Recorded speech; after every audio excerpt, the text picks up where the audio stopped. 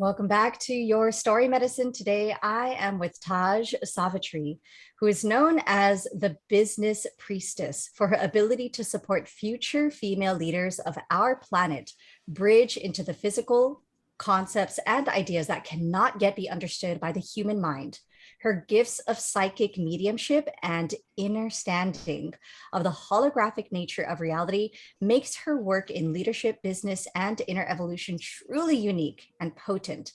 She also serves as Mexican medicine woman, conscious investor of the new world, in quotes, and an influential figure for Ascension. And Taj is currently in the motherland. Welcome, Taj. Thank you. I was just listening to that bio and I was like, damn, that's good. You get into flow because it's so hard to write about yourself sometimes. That part though, right? Or people who are so dismissive of what it is they've been able to do in life and to be in, to say like, yeah, actually, like, because I feel like when we first write out our bios, it's like, do I really do that? Or many of us are conditioned to like list out all of our accomplishments like it's a freaking resume versus this is who I am claiming to be. And then it becomes like an intention and a commitment, like a contract that you've signed with the universe. Now it is my responsibility to embody it. I'm sure it wasn't like that when you first wrote this. You're like, oh my God, am I really a Mexican medicine woman? Still to this day, you know, because you and I were literally just talking about like being human. I won't talk about like our dirty little secrets that we were just talking about, but you know, it's like I've been really embracing like how multidimensional we are. And I think that's been like a struggle for a lot of people as the world is changing, we're changing, the realities that we knew are changing. And so it's like we are just, as human beings, our identities are changing so much and we're multidimensional. We get to embrace all of it at the same time. So it's like, yeah, it's a lot. Yeah. There's the pressure of, okay, if I choose this title, then I have to commit to it versus the reality that like, I don't think that any of us are meant to be one thing, and the pressure of like, oh, now I have to stick with this versus recognizing the human behind the healer, which we're going to dive deeper into today. But I love to start off all of our conversations with roses. So Rose is what are you celebrating about yourself today? Oh, I love this.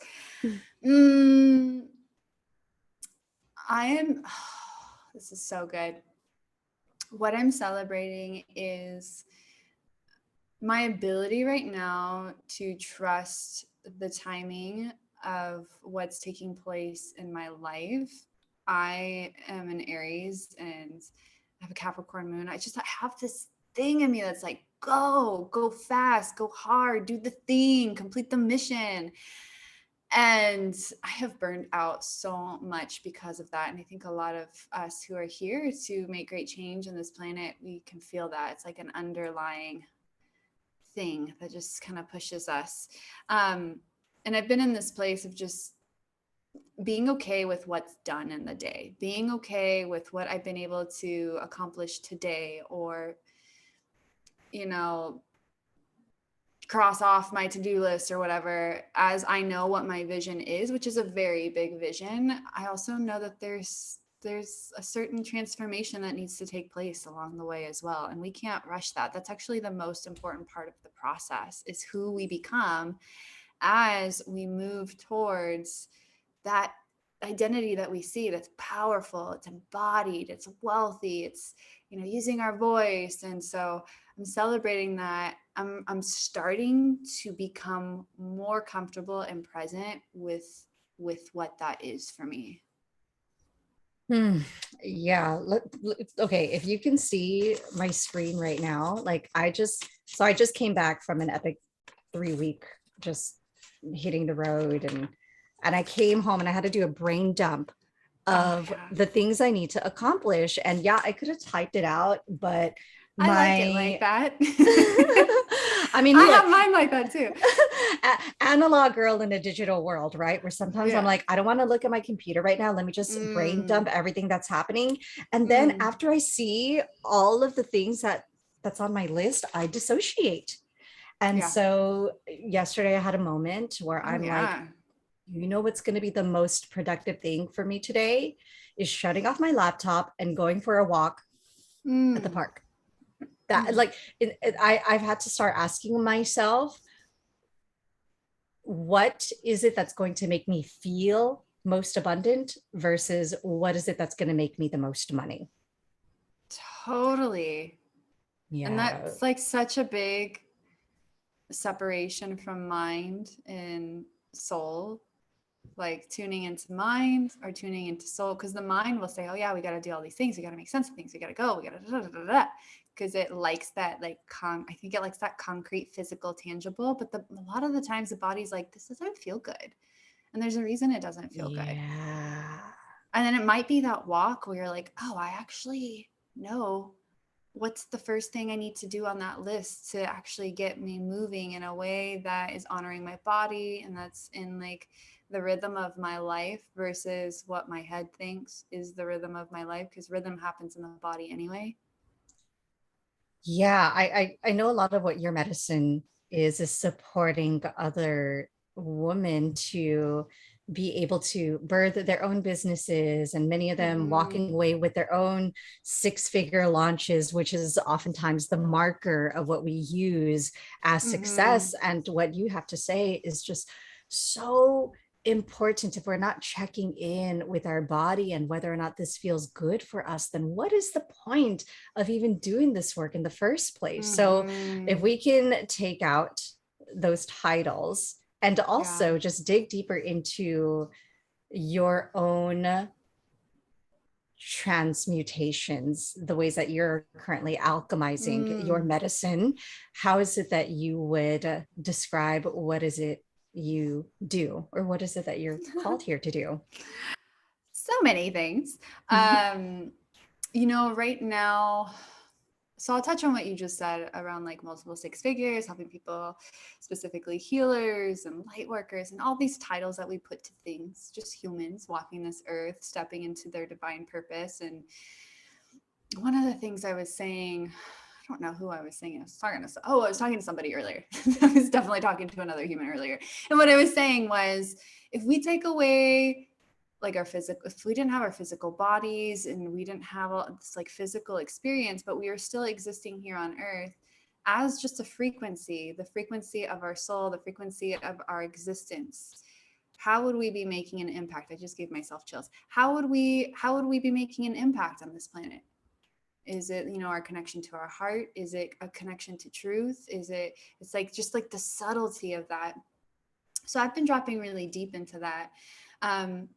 Because I was really immersed in the world of, hitting the six figures in a certain amount of time, six figures in 6 months, multiple six figures in 6 months, and all these things that sound really cool to the mind, to the ego.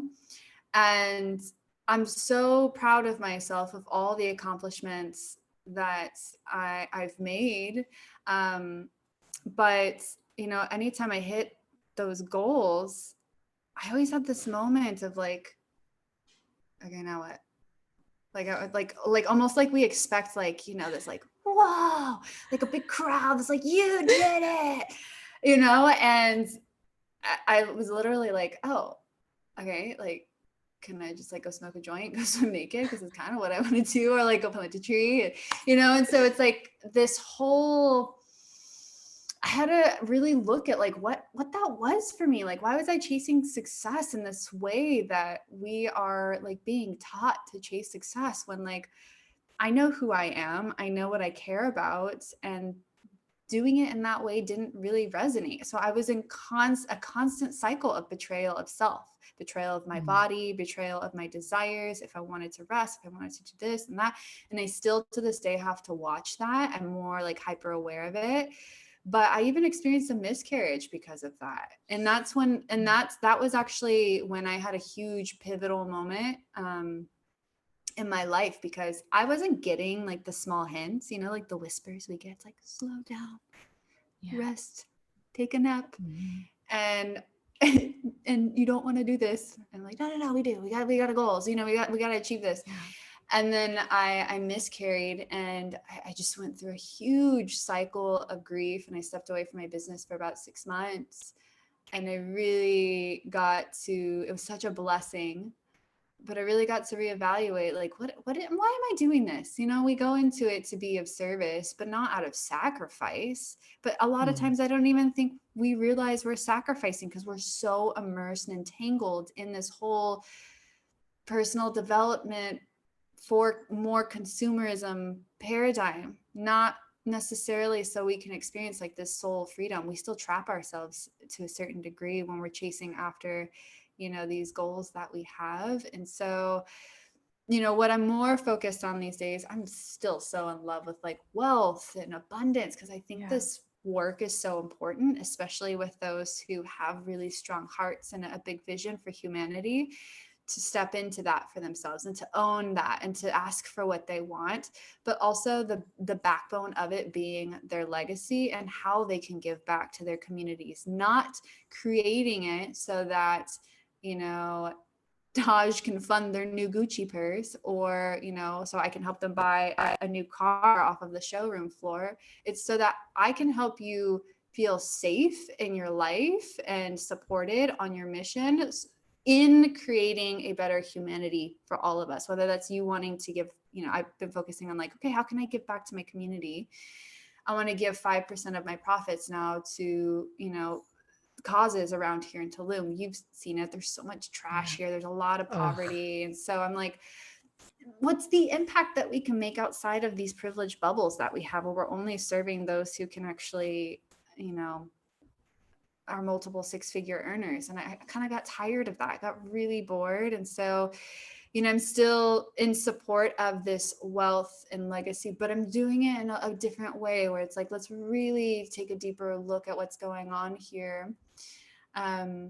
Starting to play more with like the real magic that we get to tap into, which is our hearts. And when we're more open and connected to other people versus like these little bubbles that we live in, then we really do get to experience more like mysticism and mystery and synchronicities. And so I'm focusing a bit on magic, spiritual gift development, but also legacy, like business, but more in lines of like bigger vision and legacy. So I'm also for myself looking at like opening up a nonprofit, because I think the time is now. I think like we need to be doing these kind of bigger projects that we've always talked about for years. And one day I'll do this and one day I'll do that. It's like, okay, we can do it now. Now is what creates the future.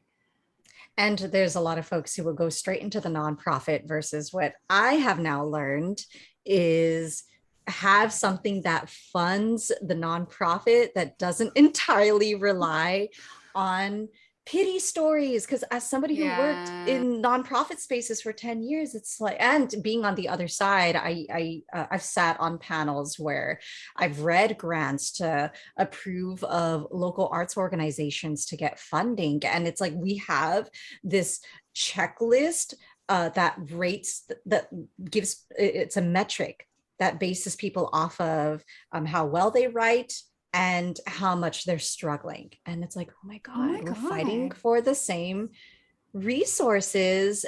And what would it look like for us to be able to fund our own revolutions, essentially? That's what I'm thinking. Wow, I didn't know that. That's crazy. Even that whole paradigm gets to shift, Yeah. I mean, that's personally what led me into entrepreneurship after that wake-up call of like, wow, I don't want to compete with my people. I choose to create a world or live in a world where we can truly embody that there is enough for all of us. And what you were just saying about like, oh my gosh, yeah, because I came into this industry too, just really enamored by the make your 6 figures. I'm like, yeah, I was making $30,000 a year working in nonprofit. Oh my God. So yeah, that's kind of like enticing. Yeah, totally. You're like, that exists, like that can be me. Right.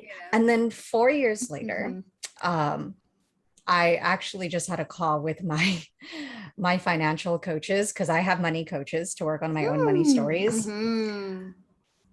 Uh, and when they told me that like I have done pretty freaking well this year, I'm like, Mm-hmm. what? But why do I feel so poor? Ooh, Oh. ooh, that's the Ooh. human. That's the human Ooh. behind the healer, right? Well, going back to Mm-hmm. everything that you're saying, it's like, what is the point if we're not living our life from this place Mm-hmm. of abundance because we're so caught up in the numbers and the metrics? Mm-hmm. Um, and it was Mm-hmm. this road trip that I just came back from with my I friend. loved seeing you on that road trip. I was like, Oh, where is she? I want to be there. yeah. It was like so ET. You were there too. You were in Sedona recently. Yeah. It's So I like that drove whole past area Sedona. though. Yeah. So alien, so So yeah. ancient, and Mm. and the desert, because I like probably like you, like my Mm-hmm. ancestors come from jungle, from lush Mm-hmm. lands. And being in the Mm-hmm. desert is polar opposite of my element. But So it good. right, because it feels Mm-hmm. so like if you didn't know any better, you just think it was all dead, but There's it's a lot of so life. alive and it forces you to like confront your shit. So true. Yeah. Yeah, So yeah. so all of that to say, yeah, what many people think wealth and abundance is like the Gucci purses, the, like, look at me, this new car, whatever. And it's like, no, like for me, abundance is being able to just like hit the road and to like be with the land and to cultivate deep, intimate relationships with just Mm-hmm. a few individuals versus the ego that wants to like impact thousands and thousands of people. Like, no, I don't have the energy for that. Mm-hmm. Or you need like a huge team, Yeah. Yeah. I love that you went on that trip. It's, the desert too is like this expanded, there's this expansiveness. You get like it's like you can almost get a better view of what's going on in your life because there's not a lot of obstruction. People don't really build in the desert or in these valleys. So it's like you have a clear view. And at least that's what I experienced in Sedona the last time we were trying to do this podcast. By the way, Sedona has like the worst Wi-Fi, believe it or not. I think Worse the than aliens were Tulum. worse I'm than telling Tulum. you. The aliens I'm were telling fucking you. with us. Yes, Yes. girl. They're like, That's a not whole today. that's a whole nother conversation. All right. I Okay, know. so let's dig into what is it that called you back to Mm-hmm. Tulum, because people Mm-hmm. are going to Tulum, people are going to Bali. Look at me out here Mm-hmm. living my life. But it sounds like you were called there for a different reason. So tell us more about your own ancestral lineage and how this has influenced your path. Yeah. Oh my gosh. When I was called to be in Tulum, I was actually I was at Burning Man. Well, okay, I'll Of like course backtrack you just were. I'll Of backtrack just a course you little were. bit. I know. Everybody receives their divine assignment at Burning Man, hopefully. So I was actually months and months and months ago, before I actually even met my partner, I was writing down this desire I had to open up like a healing center in Mexico. I don't know why it was Mexico specifically, but it made sense when I was on MDMA and LSD at Burning Man. It all made sense. And so I had this vision at Burning Man, and so did my partner, that we were supposed to buy land and create an intentional community here in Tulum, Mexico. I'd only been to Tulum once before that, and I wasn't awake. I was kind of part of the whole like touristy and Yeah. that whole scene. And then we came back. I actually had to go through my miscarriage in order for the land to appear. It was like this very interesting Mm. story around that, and it's definitely a little bit of a longer story. But long version short, we had this vision. Weren't sure how it was going to happen. We're like, okay, that was like super crazy to see. And then before, I think it was before or after my miscarriage. I can't quite remember. The timelines are like all sorts of staticky right now, but does time even exist? I'm telling you, I've been having this conversation this week. I'm like, where did my day go? Like, where did I go and where did my day go?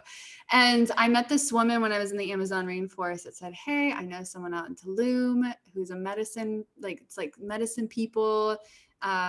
They want to sell land to those who want to co-create and restore it back to its sacred. And so we stayed in touch with her. She just came and went. She was only there for about a day. She's been filming a documentary with all of these indigenous tribes in Central and South America. And I think she's still in the Amazon right now. And one of her partners is in one of the tribes. So fast forward a little bit, I experienced my miscarriage. And actually the day before I found out about my miscarriage, I was brushing my teeth in the bathroom and I was like, I'm supposed to go to Tulum soon. And so I said something to my partner. I said, do you want to go to Tulum? I just received a download. We're supposed to go soon. And then the next day I found out about my miscarriage.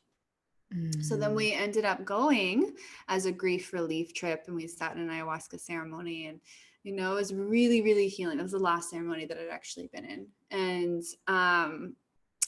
the next day after the ceremony, we went to look at this. We looked at a couple pieces of land, but this one specifically, we started walking on the land, and these big blue morpho butterflies started to appear, which is a sign for me. Oh, okay. Sorry, you froze for a second. So these big blue morpho butterflies appeared, and I actually have one right behind me that I've held on to for a really long time. I wasn't even sure why I needed to walk into the store and grab it, and it's been a guide for a long time. But Tulum and just the Yucatan and this area of the world, they have these huge, big blue butterflies. And about 5 started weaving with us in the jungle. And that's when I knew, as soon as we stepped on the land, that was the land that we were supposed to buy.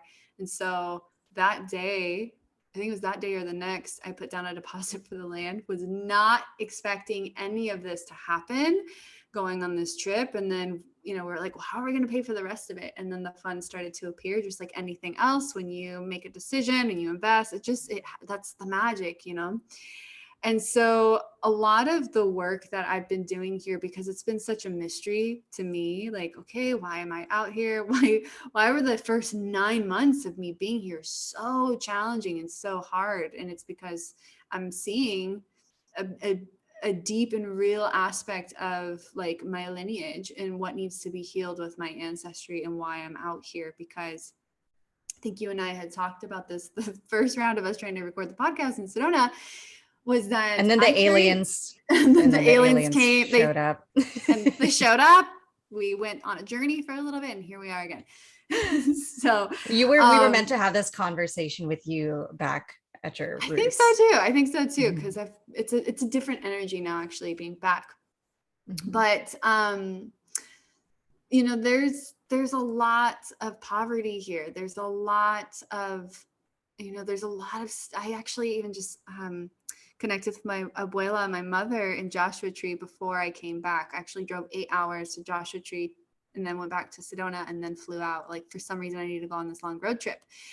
Yeah. And I just got to get like a deep bird's eye view of, like the shame that I had carried for being Mexican, based off of how, we see the shit that's going on at the border, not letting Mexicans in, and there's not enough jobs and all of this stuff, like all of this distortion, and also how we portray Mexican people or Latin people on media and movies. And so, being half white, I had always carried around the shame for being half Mexican.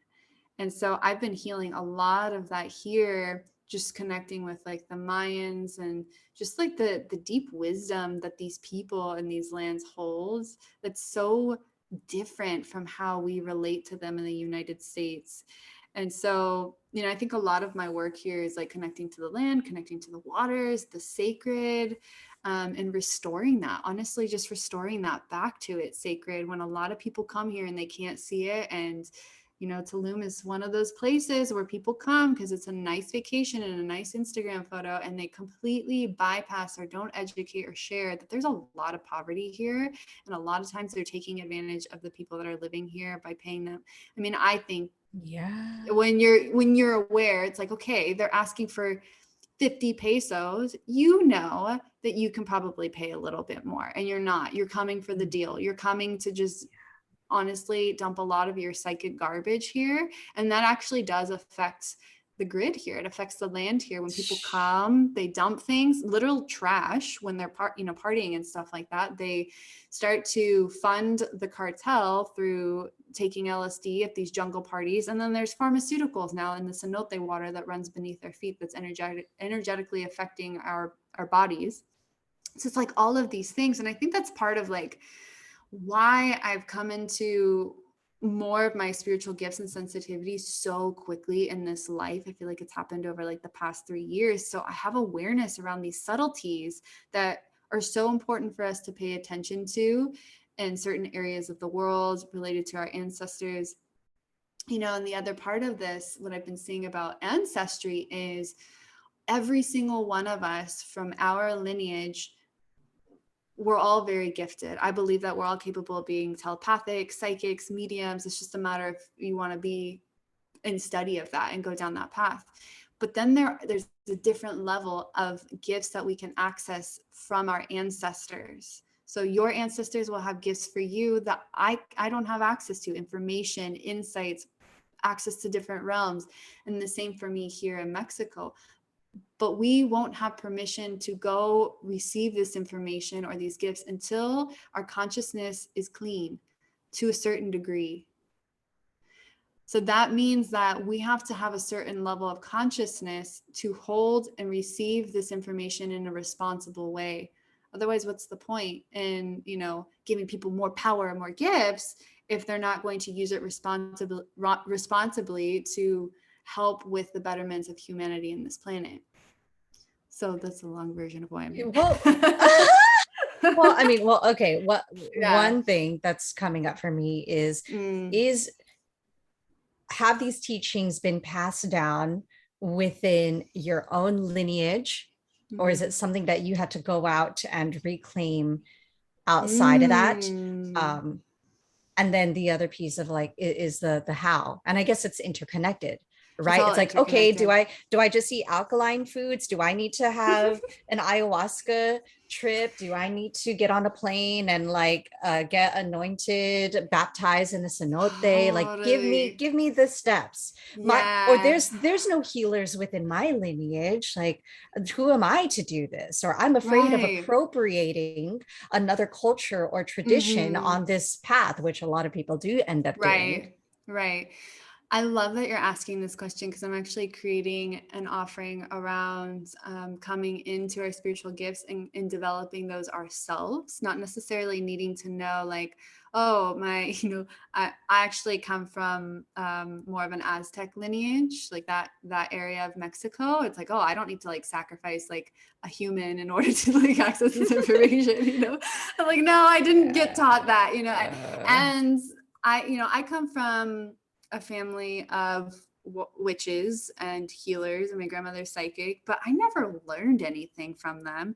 And anytime I summoned a healer to come into my life, or a teacher to come into my life, I was the one that appeared. More of me strongly appeared, or I would go through an initiation just through wanting to learn more about what that was for myself. And I feel like, and I believe that accessing more of our spiritual gifts through our ancestors, like you're saying, maybe your ancestors aren't healers. We're all healers to some degree. And some people in our lineage may have not been aware that the gifts that they had were supernatural, and they wouldn't even know how to talk about it. And many people, even when they have these supernatural gifts, don't want to talk about it because they hold fear in their body from maybe past lives of being persecuted. And I mean, it's a very real somatic thing that we get to experience. Oh yeah, intergenerationally, right? Like how many of our ancestors were persecuted for these practices, which is why I'm also curious about the spiritual practice that you grew up with, and if that has also been a factor into why it is you chose this path. Yeah, I didn't grow up with a lot of magic or mysticism. I grew up very human, like very difficult human life, like food stamps and poverty and high school bullying and things like that. So there wasn't a Wait, lot of. you were bullied or you were the bully? I was bullied. I was bullied. Yeah. No. Yeah. Yeah. It was a very big, it's like a core wound that I've had to move through, Yeah. like using my voice and like so many layers to it. But I always felt like the odd purple unicorn, in high school. I wanted to be friends with everybody. I was like, it doesn't make sense if there's cliques. And, because I was that type of person, I didn't want to really be with one group or one clique. I kind of just was doing my own thing and connecting with different people. And so it led to a lot of conflict socially for me. But now it's like we see people like that felt like they didn't belong, and they're the ones that are leading this new way. Girl. What city did you grow up in? I grew up everywhere. I've been to over 10 Oh, schools. I had a military wow. family. And so Mhm. I grew up in Florida, Alabama, California. I actually spent a lot of time in Joshua Tree when I was younger. I went to elementary school out there in the desert. So, Mhm. I was always in my own world playing with magic and trying to make things disappear and telepathically communicating with animals. But there wasn't any, but like, because it wasn't normal or real, like for my family, I didn't know. I didn't know that that was something that I could keep developing or expanding. And so for myself, it was more of just a curiosity of these worlds these realities and worlds I was experiencing within myself. And so, as I got older, started getting into psychedelics and meditation and the stuff that brings you inwards, like into your own like internal navigation and cosmos within. I started to get really curious about what it shows us that's also accessible in the physical. And so the way that it happened for me, the funny part about this story is I went to visit my family in Joshua Tree a couple of years ago, and I was so nervous. I was so nervous because I'm like, they're going to ask me what I do, and I don't know how to explain what I do. The dreaded question of what do you do for a living?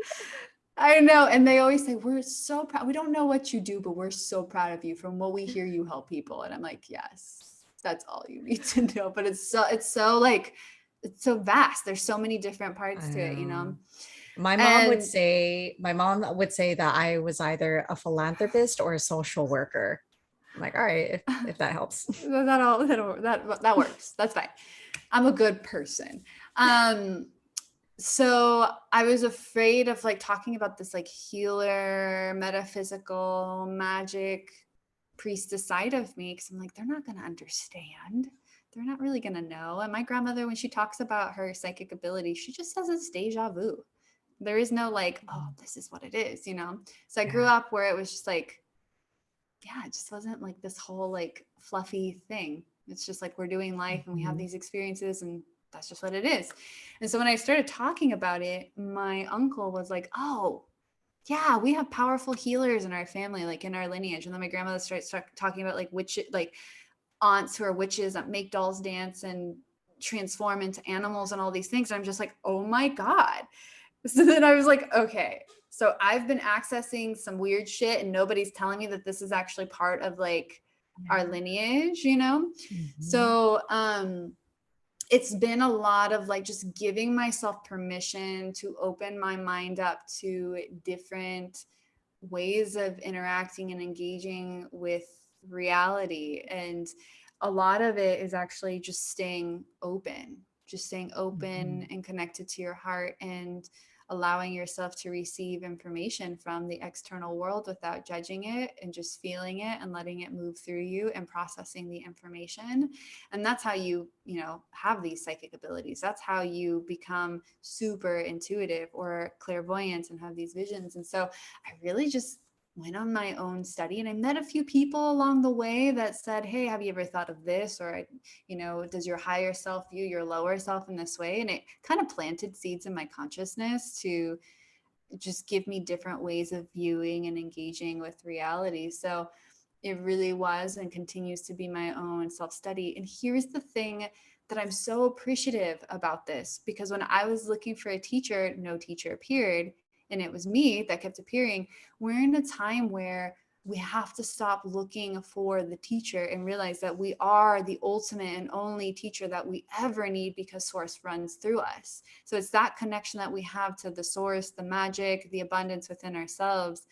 And I realized that because I was born during these times and I have these gifts in this incarnation, I wasn't supposed to learn from somebody else. Otherwise, I would have had to unlearn that I needed somebody else to teach me about who I truly am. Mic drop. So true. And this ties back into, I feel, the toxicity that shows up within our industry, within the coaching industry. Like, you're my teacher, you're my mentor. Yes, I will always have teachers and mentors. However, how is it that we can ultimately get to this goal where this person sees themselves as the one that they have been looking for? And going back to what you were saying about, like, yes, we can talk about intuition and channeling. Like, we want the blueprint. I need a checklist of how to get from point A to point B. What is the right strategy that I use? Give me structure. And while many of us who are caught up in the ether definitely need that, oh my God, I've been seeing this funny meme floating around that says, like, are you ungrounded? Are you ascending, or are you just ungrounded? I love that. I've been making a lot of ascension jokes recently. I was like, have I ascended? Is this ascension? Is this happening? Is this ascension? Did Or I just ascend? Well, and here's the thing, right? Where it's like, yeah, we want the blueprint, the thing that's going to take us there. We want the guidebook. We want the, like, module 1, module 2, module 3. Now I have my spiritual gifts. And it's really not that simple. Here's your certification. Exactly. You are ready. You completed your hours. Now you can go teach. And it's like, it's really, or practice this. And it's really not that simple. It's really not that. I mean, like, there's a simplicity to life. And, like, if we just allow ourselves to flow with what life and the environment and other human beings are teaching us just through experience. But it's also, like, it's not like we don't need to have, like, these certifications. So you were talking about, like, how do we, like, drop into these things without culturally, like, experiencing the cultural appropriation? Well, that's one piece of it, right? And I feel like you've somewhat spoken into that. Like, I will say my entry point into reclaiming my own ancestors' medicine, and when I say reclaim, it's like, it's different too. It's more of a, like, a remembrance, like similar to you. Okay, so my first teachers in this realm were actually Mesoamerican, were of Mexican heritage here in Los Angeles.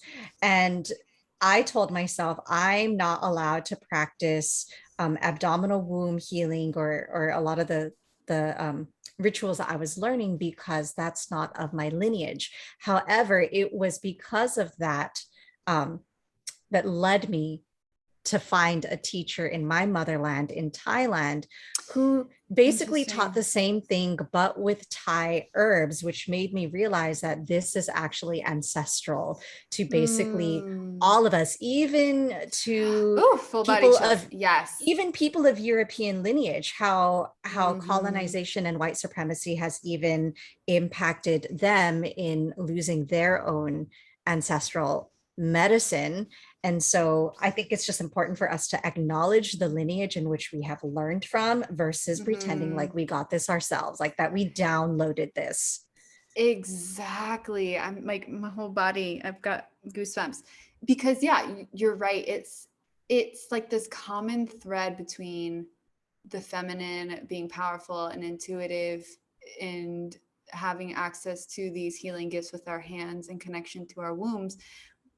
We've all received from the same source, but we're all practicing in different ways based off of the herbs of the lands and the specific energies and different ancestral things that each individual carries. So we're just navigating in our own streams, but we're practicing very similar things. And I completely agree with you. It's like someone actually said something to me recently, because I have this this deep relationship with beauty and beauty consciousness right now, because I have been leaning more towards beauty versus luxury. Yes. Yeah. So like, I just bought my like fake eyelashes for the first time. My younger teenage tomboy self would be like, "What has become of you?" yeah. But it's totally. So yes, keep going. Yeah. So I've been like, there's so many different layers to like beauty consciousness and beauty codes and things like that. And I love I don't know if you've heard of the beauty way. It's actually, I think, a Navajo practice. So, speaking to, these lovely human beings that are here to share these teachings, it's about being able to sit and observe your environment and pull inspiration from the beauty that's continuously surrounding us, like letting beauty be an inspiration for like creating a new future or new art and things like that, and letting just beauty in itself, like a deep soul depth of beauty, nourish us. And so, I have on like my Instagram profile currently, as it is today, the beauty way, because I love this practice of tuning into beauty to create a beautiful world. I love beauty because beauty, when I experience beauty in my life, beautiful foods, art, people, I want to gift that to others. I want that accessible for others, so that just like continues to ripple through humanity. Like we draw inspiration from beautiful experiences, connection. And I feel like beauty really comes from like our heart and our soul, like wanting to experience this depth. And someone recently messaged me, they said, the beauty way is actually a Navajo thing. And I said, oh yeah, I know that. But when I talk about it, I'm actually speaking about it in the way that I relate to beauty in this way. I'm not trying to teach their teachings in any of my offerings contain, like those aren't my teachings. My teachings are a way of beauty, but it's not that beauty way. It's my beauty way. And so, I thought that was interesting that got brought up for me, because this person would probably say, well, they wouldn't want you to say that. I'm like, but I'm not using the words in the ways that they think I'm using the words. So there's like this separation that gets to happen. It's like you do womb healing in the ways that you're channeling. It may not be from any lineage. And then we go over here, and this lineage is like, you can't say womb healing. It's like, but I'm practicing it in my own way. It's actually not related to your way. And so I'm one to like totally speak to like the tribes and the ancestors and wherever it originated from, and also acknowledge that we are actually learning a new way. We're learning a new way to heal. We're learning a new way to teach. The Aquarian age is a renaissance of consciousness. It's a renaissance of ideas. It's a renaissance of many expressions coming through one person, one voice, and so I think that all of these teachings are pulling from the same place, but we're learning how to express that multidimensionality through each individual, each being. And so it is important to speak and say, this is where it originated from, if you are aware of it. Sometimes we're speaking about things and it's like, oh, that's from there. I didn't even know that. I really did just get a download to do this thing, and so I just wanted to voice that, because I've had experiences where I'm like, oh, that is a Native American thing, but I actually relate to it differently. I think maybe there's an essence to it that's the same, but I'm just pulling it from wherever it inspires me, or whatever is coming through, I like to say new with a K. And I'm chuckling at myself because when you said beauty way, I'm like, yeah, fake eyelashes. Oh, it doesn't involve that. However, it does. Well, I mean, like ever since I shaved my head, I've just But it might be a gateway for you. That might be the gateway into, if you've never experienced this part of yourself that's like, what if I allowed myself to be in the most beautiful expression of who I am through and through? It's really about seeing the beauty within you first, experiencing the beauty Yeah. within you first. And then when you can see it in yourself, you can actually see it more clearly in your physical environment. Yes to that part. And I feel like there's this running narrative for many people who may be listening of, well, a real healer does Mm, this and not that, or who am I mm, to, and we don't even have to use the word healer. I think it's important for us mm-hmm. to even break that down. Yeah. Like for me to be a healer means to be a witness, to be a mirror. I'm not here to fix anybody. I'm here to hold the container for you to come into your own realization. Mm-hmm, mm-hmm. And that may look like confronting a lot of the shadows that come up for you in this process of remembering as we are co-creating this quote Yeah. unquote new world. And that can only happen when I allow myself to go to my own depths, right? Versus like Yes. bypassing the steps that it takes to get there. But yeah, so the running narrative of, well, I'm not, it's not in my lineage. I don't have a certification, or like, but I eat meat. Or like, what if people found out that I actually get high in my car at 11 p.m. eating Popeyes The when secret I, is out. oh The my secret is God, out. they're gonna know. No. Y'all just had to know. It's okay. I do yoga. Yeah, it's like you just do a couple poses and it's out. It makes its way out. A juice cleanse. It'll be fixed. Yeah, some celery juice. You're good. So yeah, what would you say to that? Because I know that that was something that we were touching on. Like, who gets to claim themselves as this? Yeah. And yeah, the pervasive narrative of like, who am I to even make money from this? Because I'm hearing from Taj Mm, and June that they burnt out, so I just won't make them any money at yeah. all. Yeah. Which, by the way, we're doing it a new way and making more as a result. That's true. It's happening.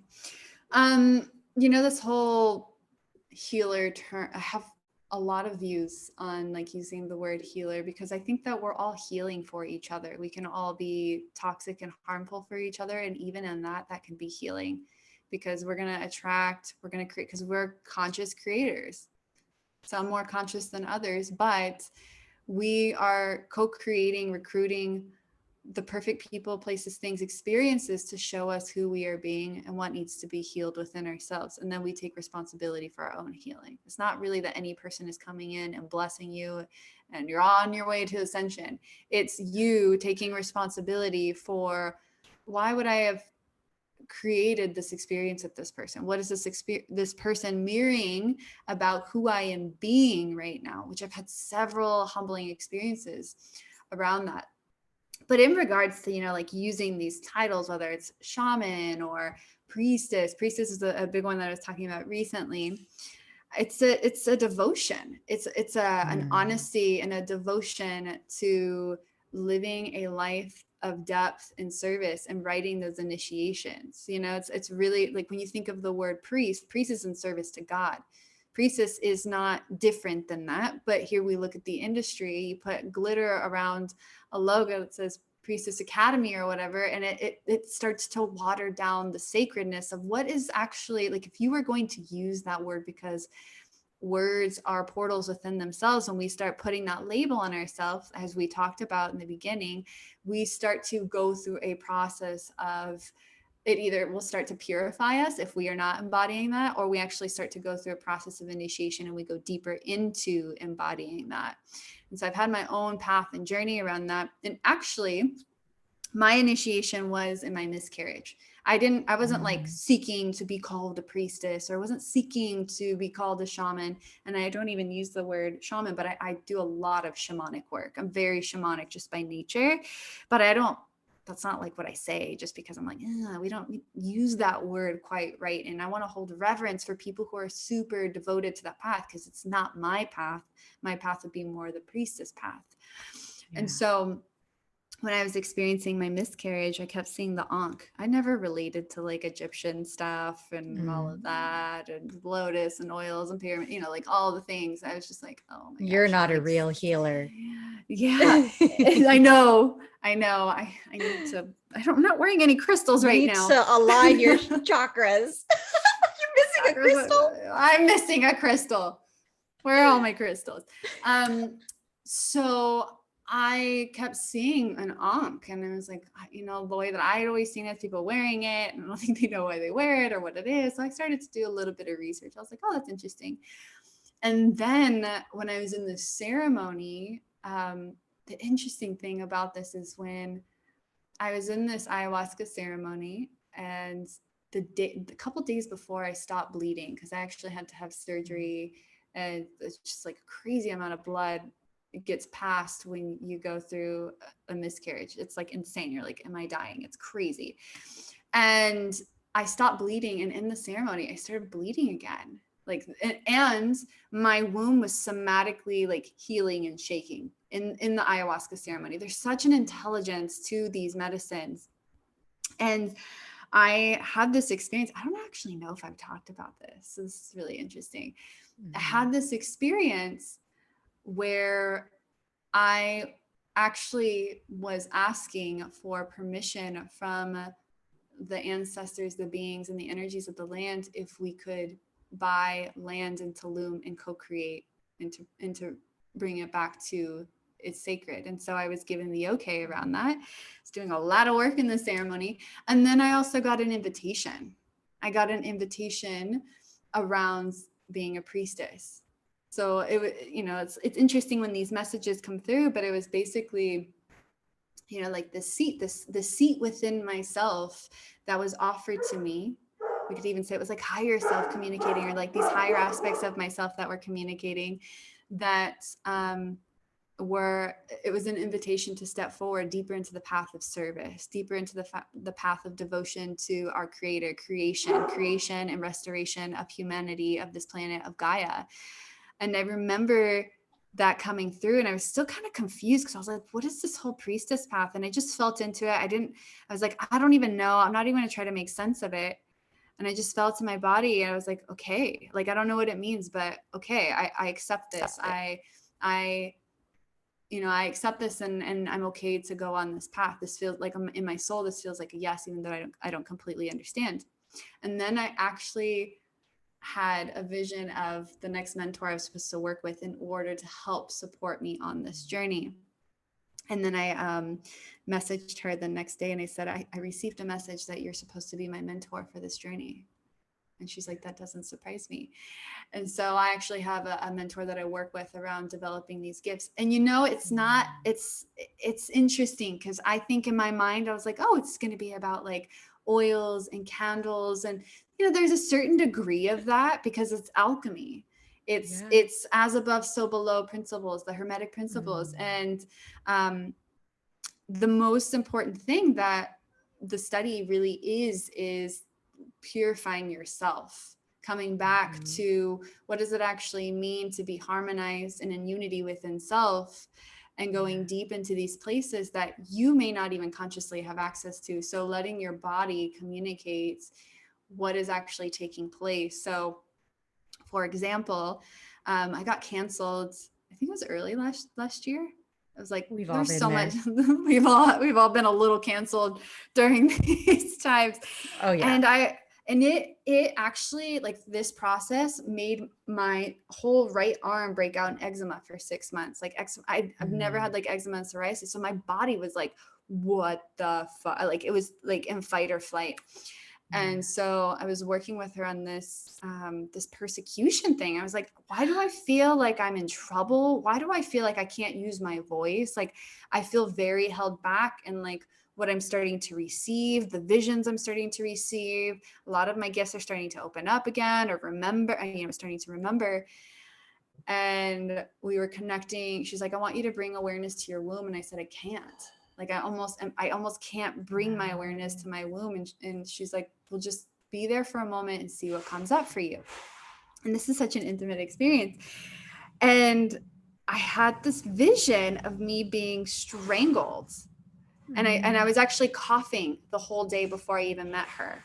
So it's like all of these, everything's communicating to us about the multi-dimensionality, different timeline, different whatever needs to be resolved within ourselves. And I saw this vision of me being strangled for using my voice in a temple. We could even say it was like an Egyptian temple.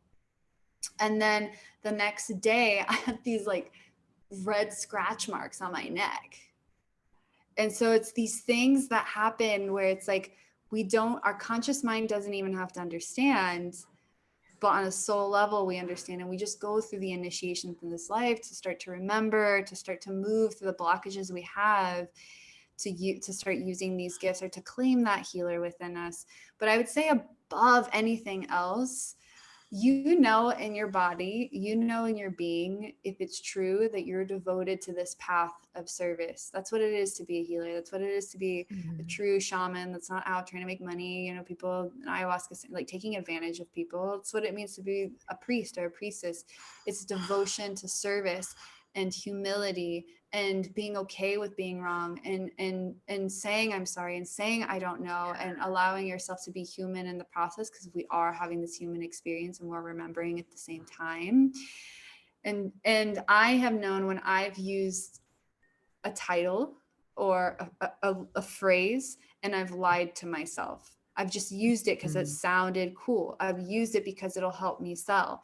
And that's really hard to admit to ourselves, because then, you know, there's shame, and then there's, you know, all these weird things that come up. But it's like, okay, now you know what it feels like to lie to yourself. Now you know what it feels like to be very honest with yourself. Now devote yourself again, if you really want to continue to affirm that you are embodying what this title is.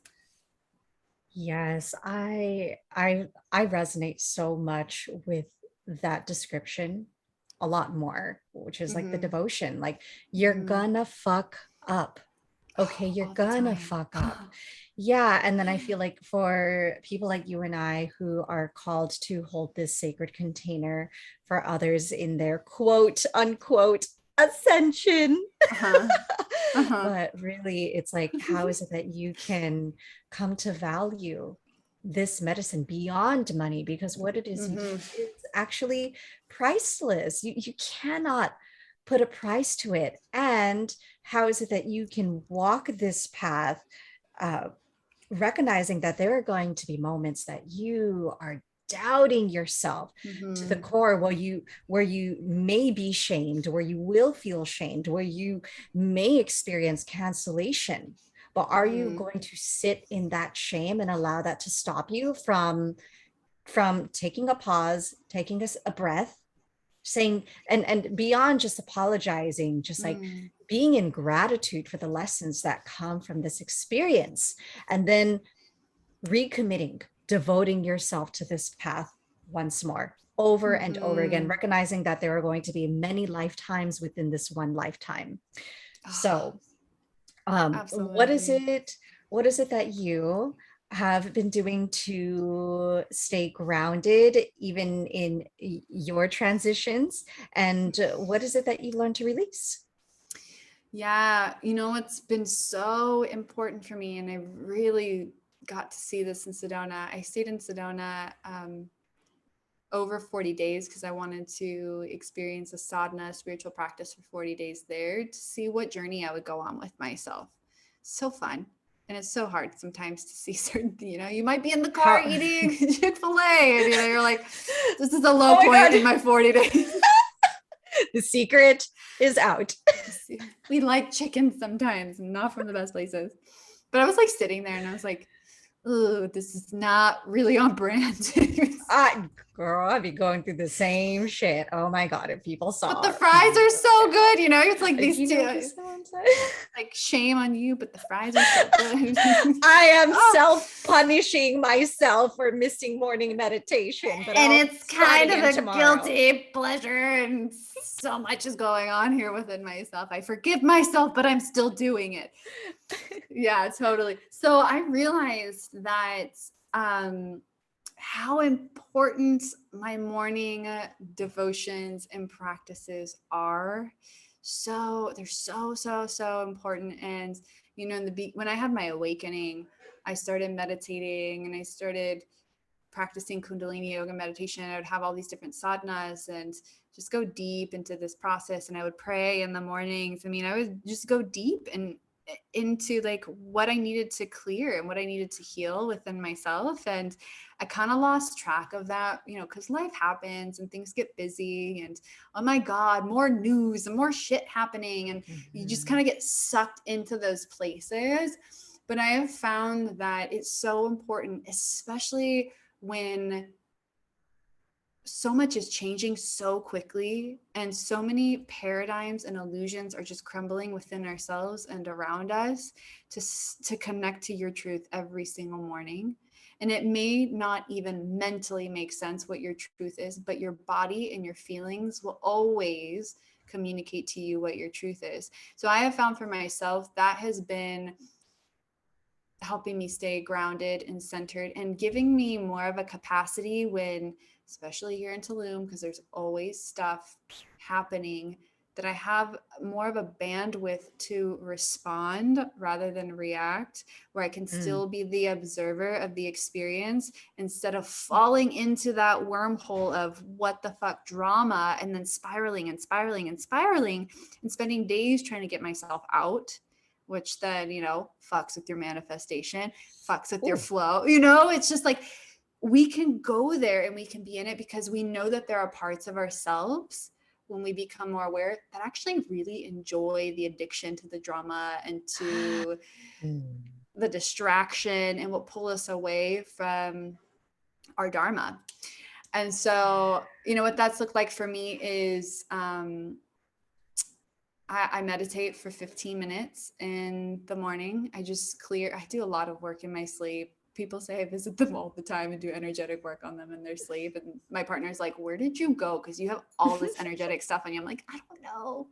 I think I got this gift from my abuela. Sometimes I do know though. And so I have to spend the mornings clearing because I do a lot of work in my sleep. I'm becoming more conscious of the work that I'm doing in my sleep, but it's like the next part of like my spiritual evolution. So I spend like 15 minutes in the morning just clearing and just kind of inquiring, what is this in my body? Why do I feel this way? Do I feel tense? Just really coming back to 0 point, starting the day at 0 point, starting the day at neutrality, starting the day in deep connection to my heart, to myself, to my creator. And then I do 3 minutes of breath work to clear anything extra that needs to be cleared, giving my body all of this fresh energy and exhaling all the stale, dense old. And then I'll practice gratitude in the morning. So I'll write down 10 things that I'm grateful for and just really allow myself to be with that. And it's simple. I used to have very complicated practices. I'm like, oh my God, 2 hours later. And you're like, we're in, you know, and I'm like, these days, just simple connection, like make it accessible for yourself. And then once you master that, and I always recommend people, you know, have a 40-day practice because it's really like true habit forming at that point. 40 days, and then maybe add on like 5 minutes of something else or whatever, you know, whatever else, deepen your meditation, go into 20 minutes where it's like, now it's a part of your life. Now, you know, it feels good. You know, expanding beyond that point. But yeah, that's been really helping me feel super grounded during these times and really good and just connected and just responsibly responsive to the world. Yeah, and I love how you said what is it? Not react, but respond. Yeah, just just to be able to observe versus internalize it and to release the addiction to the shame, to the struggle, to the suffering, to the constant search for what's wrong with me versus what is this teaching me, and leaning into the gratitude of the experience, which I feel is, like you said, when we're addicted to that drama, it fucks with our manifestation. And when we can, like for real. Release, and it is about releasing. It is about just releasing whatever we are holding on to. Someone said something to me that was really powerful when I was in Sedona. This woman said, And it was someone who taught her, you know, all these like secret masters and teachers, because Sedona is just full of people who are in devotion and mastery out there, because it's so energetically sensitive out there. She said someone told her once that if you feel tired throughout the day, it's not always a food thing. It's not always I didn't sleep enough thing. It's what am I carrying with me energetically that I need to let go of?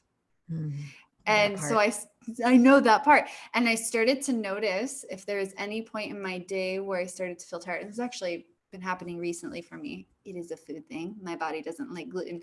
But there's another part of it where I'm like, okay, is there a part of my mind that is still in this conversation with this person because I didn't like what they said, or I am still in conflict with them? It's just me, a part of myself in conflict with them. Am I still holding? Because it's life force. It's our mind. And we have to process this information or try to make sense of it, because that's what the mind is doing. I want to make sense of this.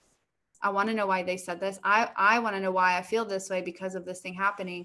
It gets heavy, and we're carrying that with us throughout the day. And so the more things we can let go of, the more things that we can resolve and just make peace with immediately, which is deep mastery. But that's the practice of self-realization, right? I'm realizing that a part of myself is still entangled in the past rather than being present, you know? So I thought that was so powerful. I was like, yeah, okay. How much more quickly can we get to 0 points? Again, knowing what that feels like in our body, and let go, let go, let go, let it go, let it keep moving, let it keep flowing, let it go back to source, to wherever it needs to go.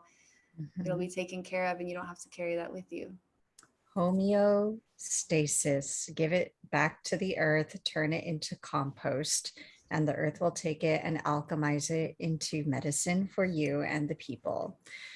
So what is a ritual or practice or words of wisdom that you can leave people with who maybe, because you're saying you sit every morning to reconnect with your truth, and there may be people asking, but I don't know my truth. How is it that we can just start there? Oh, that's good. So we can start with being okay with feeling our feelings. I think that's one of the most important things. Our feelings hold an abundance of information about our truth, about our desires, about alignment, what we truly want, what the next step is. We really hold all of the answers. But the problem is, and this is just a collective problem, is we become so distracted that we get fall into other people's truths, other people's ways, other people's desires, other people's paths. And so just starting to become okay with what you're feeling, and even allow a range of expression to come through. I had somebody ask me something the other day, like, what do you do? What do you do when someone goes into your DMs and they're like, you know, being negative or judging you? I actually let myself go to the place where I'm like, you fucking asshole. I don't say it to them. What kind of healer are you? I know, right? Yeah. So I don't actually say it to them, but I think we get to allow ourselves to actually go into that range and feel that range of our anger, or feel that range of disappointment or frustration, whatever it might be. So I'm like, allow yourself to like scream in your room, motherfucking asshole.